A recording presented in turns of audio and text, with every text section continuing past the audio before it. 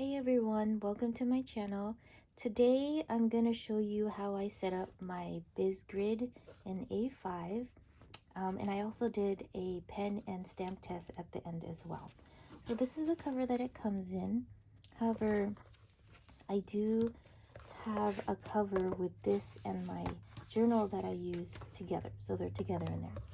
I'm just going to take that off. I just wanted to show you what it looked like. So there's several sections. There's the yearly, monthly, the trackers, the weeklies, and then there's blank pages at the end. So I'll show you what I do for each section. So for the yearlies here, I usually just use it for birthdays and any events that come up. So I just write the name because it's really small. I didn't really know what to use these for whenever I had them. So I just write the name of the person in there. And then the only other event I have right now is my anniversary right here. So as things go through the year and there's things I need to remember, I could just put in here. And then next we have the monthlies. So usually I start using this like in January, and then after that I just never use it. So I was thinking, I've been trying to learn Korean now for like, I don't know, several years. It's been a really slow process, but it's getting somewhere. I at least already know how to read, very slowly though, and I'm exposed to Korean like every day because I watch Korean everything, but I don't really get to write much, and I wanted to learn more vocabulary. So I was thinking of using this as my practice for writing something every day and learning something new every day. So every month I think I'm gonna have a theme. So for this month I started off with like calendar things like weekdays, months, events, and seasons. I had left these two blank just because I couldn't think of anything else that went with these. If I find something, then I'll put it in there. And then I went in December and I did body parts. And then for January, I started with colors. And so I'm going to move on with other themes. Like I can't think of very much right now. I know food for sure and animals. So that's what I'm going to do for the months. And next is the trackers, which is weird because usually the months and then the weeklies are together, but there's a tracker in between. I never really had a journal with a tracker in it before. Even when I did Bujo's bullet journals, I didn't really track much. And so I thought, okay, fine, I'll do it this time since it's here. When I first looked at this, I was kind of intimidated because I was like, that is a lot of stuff to track. So I had to sit there and kind of think of what I wanted to track. So I really just have like posting on Instagram and YouTube, and then things I want to do like study Korean, journal, and sing more. Since I got my microphone, I actually do sing more. And then just like health and like physical activities, like 7 hours of sleep, vitamins, meditate, yoga, and then other workouts. And then my steps, I'm going to write in. I can't do like thousands, so I put like K here just to let myself know. Well, I kind of already know that it's by the thousands. And then any miles that I walk. And that's it. So, and then I like that I have room just in case like I need to add things, and then every month I could change it up if I need to, if it doesn't work out. And now the next section we move to will be the weeklies. So this is where I'm going to spend most of my time doing stuff. All right, so on the side where they leave this blank area, I usually do my to-do list. For this down here, I wanted to start tracking like my physical activities and meditation and steps and stuff like that. And on the top, I actually started doing this last month, just really recently. I write the date in Korean here just for more practice. So that's what I'm going to do on the top here. And then I have my to-do list. This is a big chunk of it. It's not just to-dos, but things that I did, things that came up, movies I watched, shows I watched, things, just anything that I did, I usually write it down. And I used to have different like colors and shapes of bullets, but now honestly I just do all squares. Sometimes if it's like important, I do like a star, but then I also had like different ways of filling them. But now I just like fill, if I did it, I filled it. If I watched it, I filled it. If I didn't finish it, I do like half. And then if I need to do it again later because I didn't do it that day, I just do like a little arrow. But that's about it. That's like as simple as it gets. And then I do like use these like timetable things on the side for my work schedule. And that's it. So as I do this, sometimes I decorate it along the way with like stickers or pictures or whatever. But this week I was feeling just stamps. So that's what I did. I just used stamps for different things. Like I journaled these days. Actually, I journaled like every day. And it rained this day. I did a lot of cleaning. I had to pack for the weekend. And then these are when I filmed some videos. So just different things every week. Honestly, I change it up almost all the time. I don't know how decorative I'm going to get with these. I don't know if I want to and just save it all for my journal. But we'll see. I just take it week by week, to be honest. And then at the end, we just have some blank pages. There's like 58 pages. I wasn't quite sure what I was going to do with it. But I realized I was using a separate notebook just for like a brain dump. So I decided to just use these pages for a brain dump as well. So I'm just going to do that instead of having another notebook. So it's all in one. There's not much on it right now. So the first page I just kind of did like what I was going to do for this notebook. And then I have some video ideas. And then just whatever's going to come to mind. I have a lot of pages to fill it up with. Just no structure, just whatever I want. And then at the end I did a pen test and a stamp test. So when I do pen tests in my notebook, usually I like to do the pens that I use often and then like all the colors of the pens that I use, just so I can see like what it looks like in here. Let me go a little closer. So the black pens that I use most often are the Muji Gel ink ballpoint pens and then the Sarasa Dry. So this is the Muji, the gel ink pen, and this is in 0.5, and then this is the Sarasa Dry that I use almost all the time, and it's in 0.4.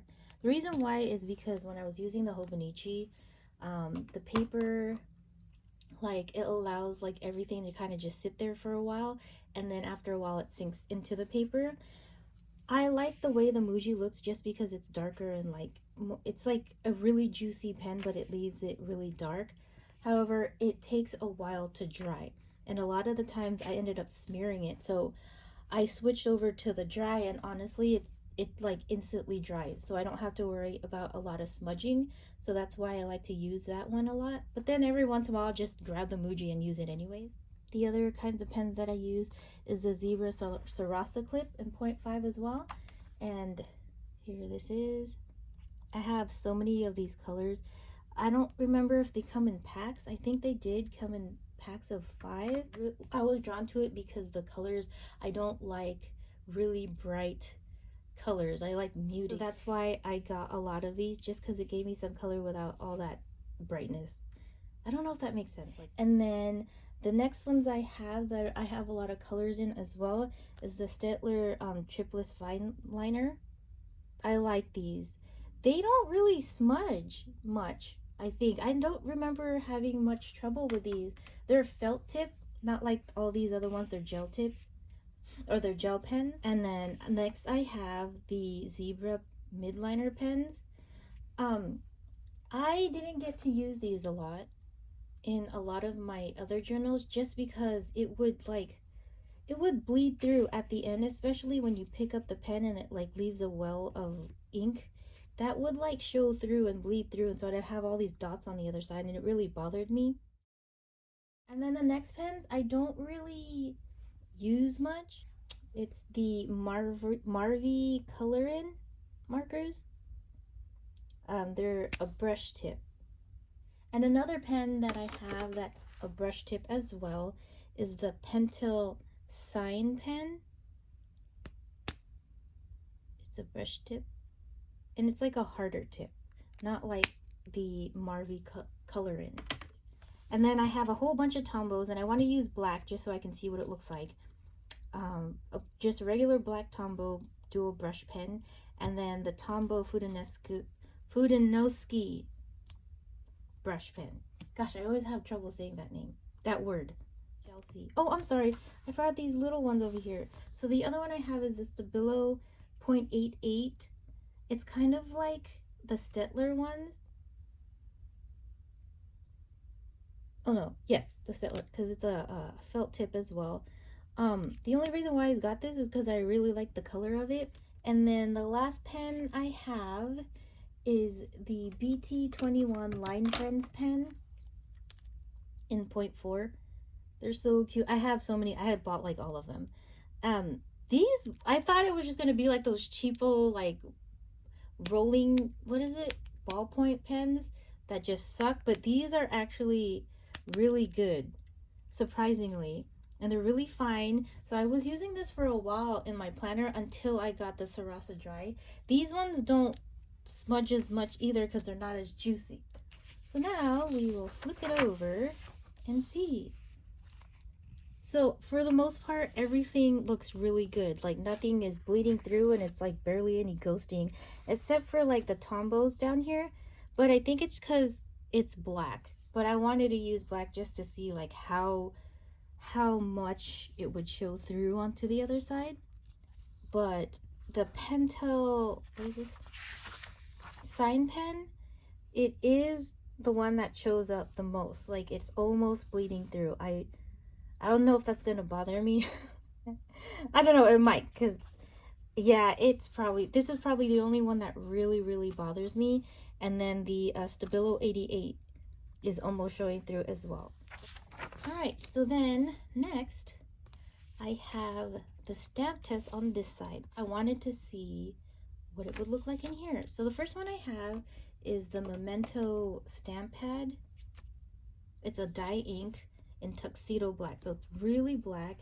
And for some reason, whenever I do stamp tests, I like to use this. I don't know what it is, but this is my stamp test buddy. And it's, as you can see, it's really dark and really crisp right here. And this is the stamp pad right here. I've had this for years. It's humongous and it never dried out.